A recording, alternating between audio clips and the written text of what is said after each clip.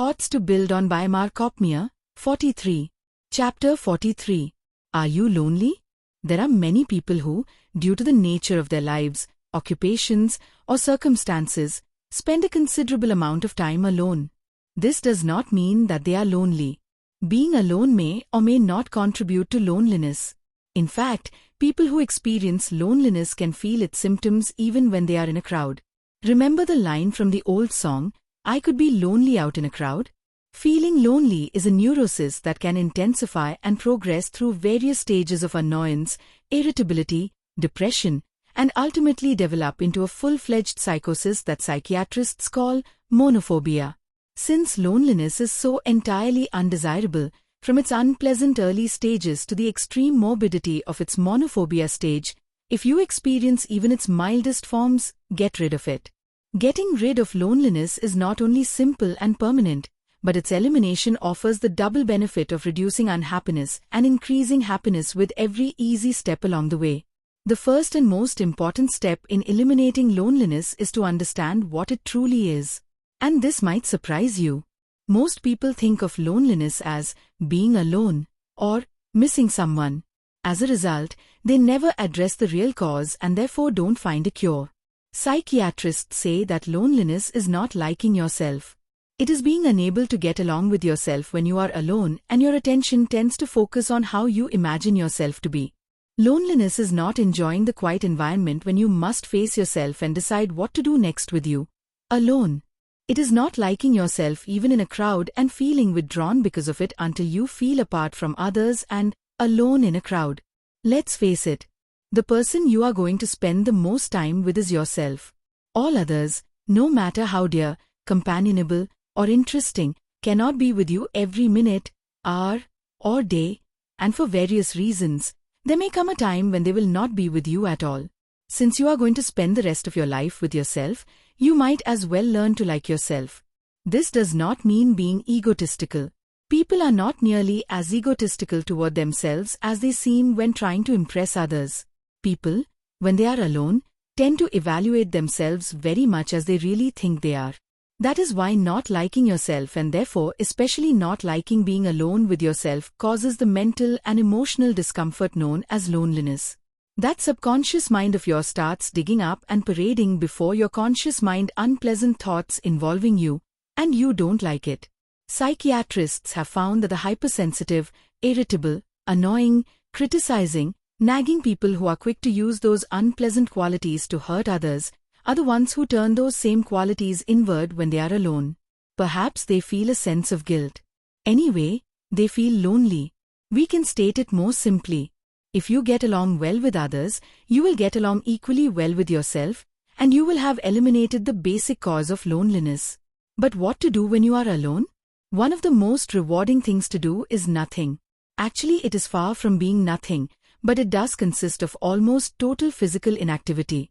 This physical inactivity when you are alone enables you to engage into of the most enjoyable and rewarding mental and spiritual activities. 1. Meditation. 2. Contemplation. Let's consider the rewards of 1. Meditation.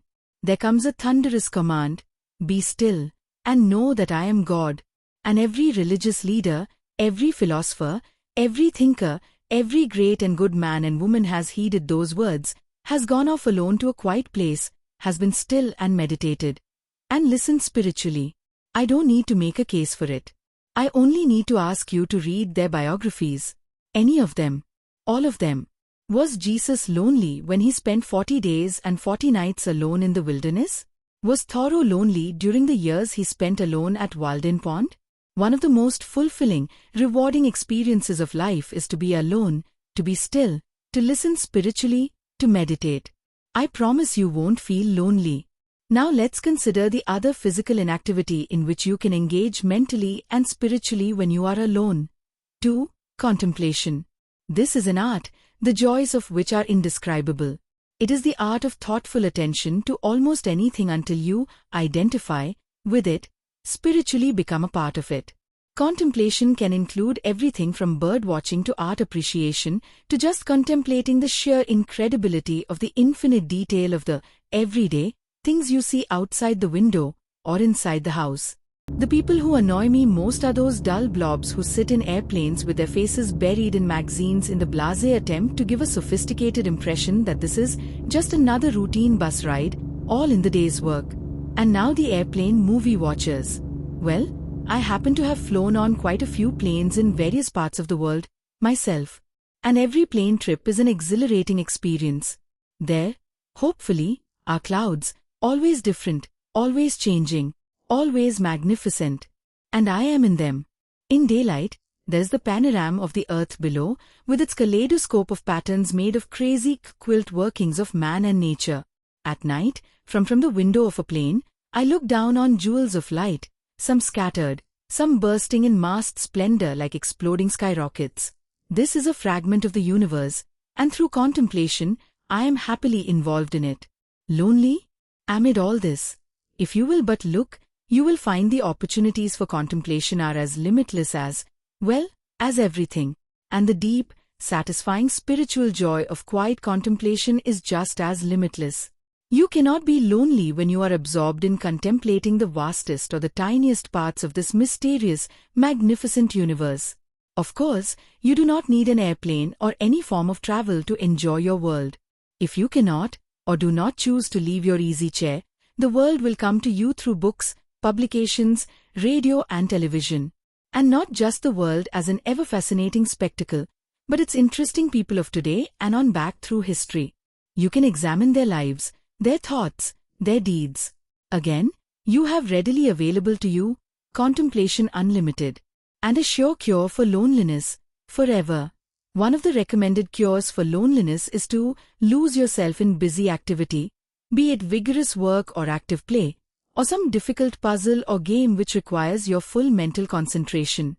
If you lose yourself simply as a means of escapism, of escaping from yourself temporarily, then this method of escape will soon come to an end, leaving you enervated physically, mentally, and emotionally, more subject to the symptoms of loneliness than when you began this grimly trying to lose yourself. But if you engage in work, sports, play, or concentration games purely for the joy of enjoying and expressing yourself in happy activity, then, of course, you have found a sure and exciting cure for loneliness.